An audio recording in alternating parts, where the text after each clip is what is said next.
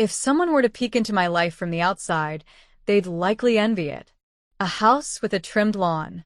A husband who pays the bills. A son who grew up right. Picture perfect. But that's all it is, pictures. Glossy, curated stills of a life that hasn't breathed in years. It's July now, the air thick with heat and silence. My husband left for his mother's house yesterday. Again. He says she's lonely, that she needs him more now. But sometimes I wonder if he goes there to forget me. Or worse, because she reminds him of a woman who still makes him feel needed. I won't lie. It eats at me. Sometimes I want to shake him and scream, "What about me?"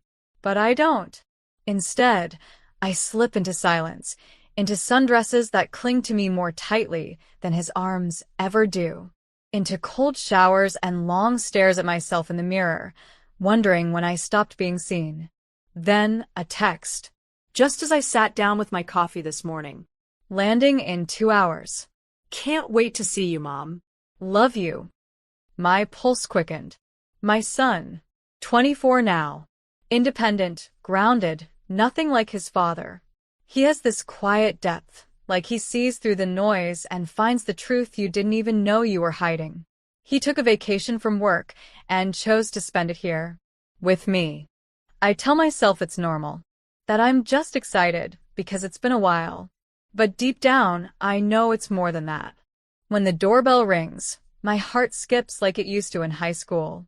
I open it, and there he is, taller than I remember, a tan brushing his jaw, his eyes soft with warmth. "Hey, Mom," he says, and suddenly I forget all the things I wanted to hide. We fall into an easy rhythm those first few hours. He drops his bag in the guest room but doesn't stay in there long. We sit on the patio, the sun blistering above us, drinking iced tea like we're in some old Southern novel. We talk about his job, his apartment, his stupid neighbor's dog. He makes me laugh. Really laugh. And then, like always, he notices something most people wouldn't. "You okay?" he asks, his brow pulling together the way it always does when he's reading me too well. I look down at my glass, the condensation dripping onto my thigh. "I'm fine." I lie, not convincingly.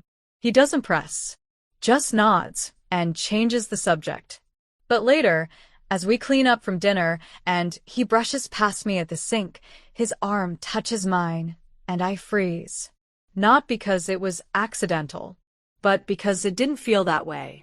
I tell myself it's nothing, that I'm imagining things, that I'm just touch-starved and too in my head. But when I look up and catch his eyes lingering, something stirs. It's quick. A flicker. Gone before I can name it. Still, it stays with me. That night, I lie awake in bed, the ceiling fan doing little to push the heat away. I listen to the soft creaks of the house, to his footsteps down the hall, where he gets up to grab a drink. I hear the fridge open, the clink of ice, and then quiet, until a soft knock comes at my bedroom door. I sit up. "Mom," his voice is hushed. "You still awake?" I hesitate. My throat feels dry. "Yes," I say, and the door opens. He's standing there in just a t-shirt and flannel pants, his hair tousled from sleep, a glass in hand. "Couldn't sleep," he mutters, stepping in. "Too hot." I nod, suddenly aware of the thinness of my nightgown, of how the room feels different now. He walks to the edge of my bed, sits without asking. For a moment, we say nothing. The only sound is the fan above us spinning, spinning, spinning. "You ever think about leaving him?" he asks quietly. I blink. "What?" "Dad," he clarifies. "Do you ever think about leaving him?" My breath catches. "I don't know," I whisper. "Maybe. Sometimes." His voice drops. "You deserve more, you know. You always did." The way he looks at me then, there's no boy in that gaze. Only a man. And something else. Something neither of us dares to name. The air is heavy again. But this time not just from the heat. I don't know how long we sat in that thick silence, him at the edge of my bed, me pretending not to feel the weight of every heartbeat echoing in my chest. Then out of nowhere, he said it. You know what would get his attention? I tilted my head. What? He gave a crooked smile, almost playful. A photo. Of us. Here. In bed. Looking cozy. I laughed, sharp and too quick. You're joking. He shrugged, standing to set his glass down on the nightstand beside my bed. It's just a picture. But think about it. If he sees you with someone he doesn't expect, it might shake him up. Might make him realize what he's ignoring. My breath caught in my throat. I looked at him, really looked at him. My son. But not the boy who used to need nightlights and bedtime stories. This was the man he'd become. Confident, bold, and disturbingly persuasive. That's ridiculous, I said, but even to my own ears, the words sounded soft. Weak. You don't even have to tag me, he said with a wink, already picking up his phone. Just let him wonder. He sat beside me again, this time close enough that our legs touched. I felt the heat from his skin through the cotton of my gown. He raised his arm, phone poised, and I should have stopped him. I should have said no. But I didn't. I leaned into him. Just a little. He wrapped his arm around my shoulders, letting it rest low across my back. I could feel his breath, steady and slow. And then he took the shot. Just one. He showed it to me. The image looked wrong. Too intimate. My head rested near his collarbone, the neckline of my gown just visible. His face calm, confident. Protective. It didn't scream anything, but it suggested everything. I'll post it, I whispered. As a joke. He didn't answer, only watched me as I uploaded it to Facebook with a short caption. Grateful for surprises this summer. Yellow heart. Within minutes, the likes rolled in. Curious comments. Private messages. But I only checked for one thing. My husband. He saw it. The next morning, I woke to a missed call from him. No message. Just a notification that he'd viewed the post 3 times. It worked. But I didn't tell him anything. I didn't explain. Let him wonder. That afternoon, my son came up behind me in the kitchen while I was slicing fruit. He slid an arm around my waist with ease, his chin grazing my shoulder. I filled the pool, he murmured. Water's perfect. I stiffened. The pool. He pulled back just enough to meet my eyes. You've been saying for years you never use it. Time to change that.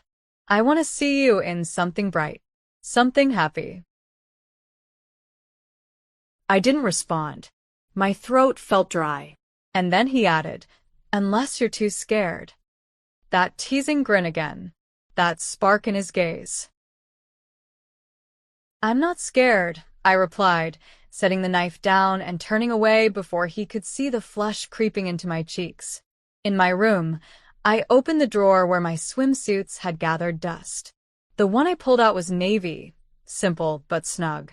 It reminded me of who I used to be. Someone daring. Someone who danced in the rain instead of watching from the porch. When I stepped outside, towel over my shoulders, he was already in the pool. Water gleamed across his chest, and his hair was slicked back, eyes closed toward the sun.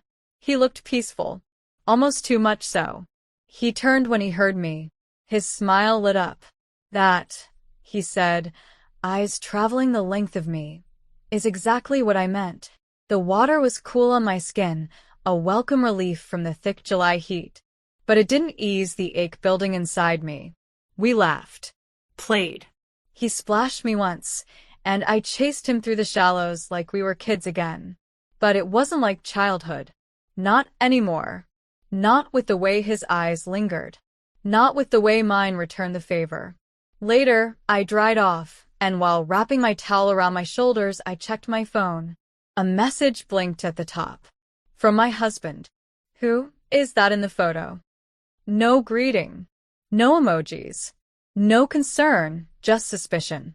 I stared at the screen, pulse steady but heavy. I typed, just someone visiting. And sent it. No more. No less. When I looked up, my son was watching me from the shade. his expression unreadable. And I realized something dangerous was happening. The heat outside was nothing compared to what was building between us. "You should wear blue more often," he said, floating nearby in the pool, his voice rich with that lazy July smoothness. "It makes your eyes look dangerous." I arched a brow. Dangerous? He drifted closer, water rippling around him. Like you could ruin someone's life just by looking at them the wrong way. I laughed, a little too loud, a little too breathless. "That's an intense compliment." He shrugged with a grin. "Well, you look intense today." I leaned against the pool's edge, elbows up, trying to keep things light, but he wasn't helping. He swam close again, closer than I expected, close enough to feel the temperature change from his body heat under the water. His eyes locked on mine, and that same tension, hotter than the sun itself, wound itself around us again. I needed to cut it, change the subject, do something. So I said, "I want a photo with you." He blinked. "A photo?" I nodded, smiling. "Yes." "One for my page. One where I look, well, like someone whose friends will be jealous." There was a flicker of amusement in his eyes, and something else. Jealous. "I mean, look at you," I said, gesturing vaguely to the water, his tan, the way he moved like he belonged in the heat. "You look like a movie star who just showed up to rescue me from my boring life." He gave a lopsided grin. "So, you want to show me off?" "I want to show off," I corrected, my tone deliberately light. "The context is up to interpretation." Without asking, he swam to the pool ladder, climbed out with that effortless grace, then offered his hand to me. "Come on, let's give them a photo they won't forget." He led me over to the loungers, our drinks already waiting. He had somehow made cocktails from whatever was left in the liquor cabinet, garnished with lime slices and that playful smile. "You mix these?" I asked, sipping. 2 years of bartending during college. "You think I just looked good behind the counter?" I laughed. "No." "I think you looked dangerous." He smirked. "Told you." We lounged in the sun, the alcohol teasing warmth into our limbs, the heat rising not just from the rays, but from how close we were. His shoulder brushed mine occasionally, accidentally, though neither of us apologized. His compliments came like waves, each one leaving a little mark on me. "You know, if I were 20 years older," he said, sipping his drink, "I'd have to fight off everyone I know to get a shot with you." I rolled my eyes. "Please." "I'm serious. You think you're just mom, but if you saw what I saw." I tilted my head toward him. "And what do you see?" He looked at me for a long second, the teasing giving way to something more grounded. Someone who forgot how much power she has. The silence between us thickened, neither of us daring to break it, until I said, almost too casually, "You know what might really get his attention?" He raised an eyebrow. "A photo," I murmured, "from the pool. But without your face. Just enough to make him wonder again." A grin broke across his face, equal parts mischief and heat. "Now that's the energy I like." He reached for his phone again. "Come on." Back in the water. "Let's make it look like you've got company." Mysterious company. I stood, feeling the alcohol buzz in my veins, the summer heat wrapping around me like silk. As I slipped back into the pool, he followed, and once again we were suspended in that strange, electric calm. He took the shot with precision, his arm around my waist, both of us in the shallows, the water glistening on our skin. His face cropped just enough to be invisible, but the intimacy between us unmistakable. It looked like something that shouldn't have been shared. And that's exactly why I posted it. Second day of surprises. I didn't tag anyone. 10 minutes later, my husband texted again. "Who is it? Are you seeing someone?" I didn't answer. I only smiled and slid my phone into a towel, then turned back to the one person who was still beside me. He raised his drink, clinking it lightly against mine. "To surprises," he said. And I couldn't help but wonder just how far we'd let this one go. We didn't speak much after the post. We didn't have to. The look on my face in that photo, the arch of my body against his, the way his arm encircled me just beneath the waterline, was enough to send the message. And now, every word between us hung in the air with weight. Every glance carried possibilities. I was still floating on that tension when he swam up behind me again, slow and silent. Suddenly, I felt his hands grip my thighs. "Hold on," he whispered, and without another word, he dipped slightly beneath me and lifted me up, my body sliding across his shoulders, my legs gripping around his chest like instinct. He surged forward through the water with a playful growl, carrying me like some kind of human dolphin. I gasped, laughing, clinging tighter, the sun on my back and his strength beneath me. But it wasn't just laughter that filled me. It was something deeper, wilder. I felt the flex of his muscles with every movement, felt his breath warm on my thigh when he surfaced again. And for a moment, I let myself forget. Forget the rules. Forget the roles. Forget the world. The laughter died in my throat when I realized how tightly I had clung to him. My chest pressed to his back. My legs wrapped around his waist. My cheek near the curve of his neck. The tension snapped taut like a string pulled too tight. And maybe that's why I did what I did next.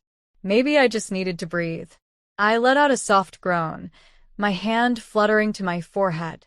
I think the heat's getting to me," I murmured, just loud enough for him to hear. He stopped paddling, his arms still beneath me. "Are you serious?" I gave a slight nod, feigning dizziness, though my heart was thundering too hard to call it acting. The look in his eyes changed instantly, from mischief to concern. He guided me gently to the side of the pool, cradling me as if I weighed nothing. Then, without asking, he scooped me into his arms and stepped out of the water, droplets falling from us both like a veil.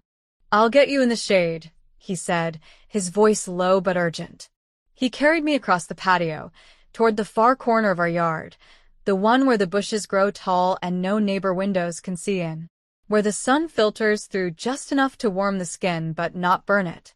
He lowered me onto a lounger, his hands supporting my head like it was something delicate.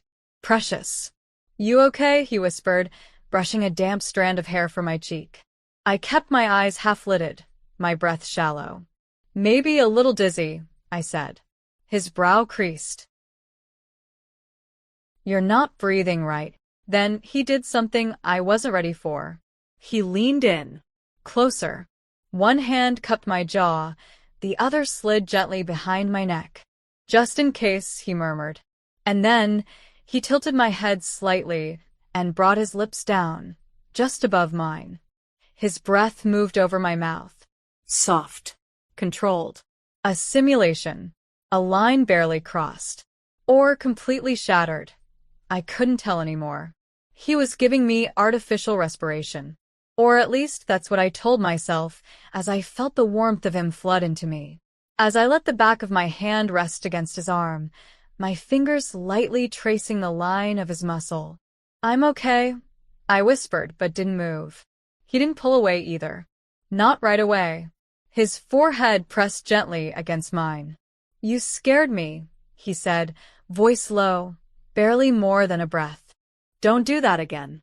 My heart was a storm inside my chest. The air smelled like citrus and salt, and something I didn't have a name for. We stayed like that, suspended in the kind of silence that only exists when something important has just changed. I should have pulled away. I should have laughed it off, said I was fine, gotten up and gone inside. But instead, I looked into his eyes, so close, so calm, and whispered, "I won't scare you again." And I meant it, even if I didn't yet know what that promise would cost me. The shade wrapped around us like a secret, warm and protective, shielding us from everything except each other. He was still kneeling beside me, his breath shallow, his hands hesitant near my shoulders as if afraid I'd fade. I could see it all over his face, The worry, the adrenaline, the confusion tangled up in something far more dangerous. Hope. I reached out slowly, my hand resting lightly on his forearm. Lie down. He blinked. What?